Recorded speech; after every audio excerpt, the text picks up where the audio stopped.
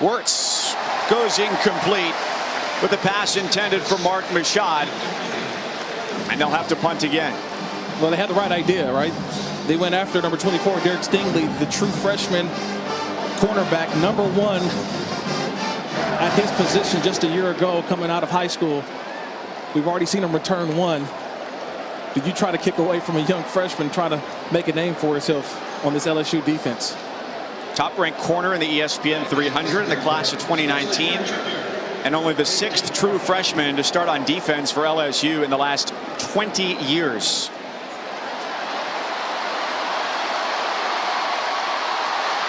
With good speed, he's shouldered into the ground right at midfield.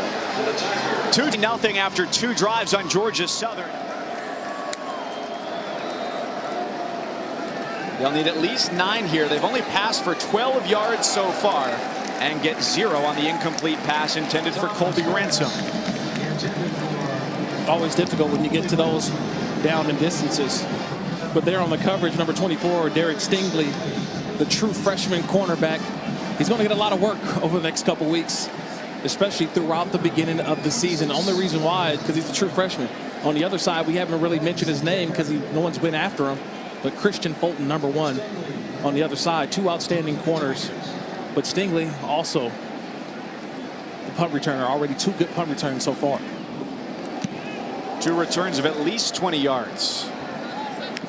Nothing here as he catches inside the 35-yard line.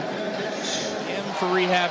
This is a guy who has totally changed his perspective on football and got himself, he thinks, into better shape, although Coach O says he's still not in football shape yet. Here's a fun fact for you. Started sprinting and cutting. The FBS level back in 2014. It's a battle of backup quarterbacks now as a long throw goes wide for Justin Tomlin. 2nd and 10 on the way.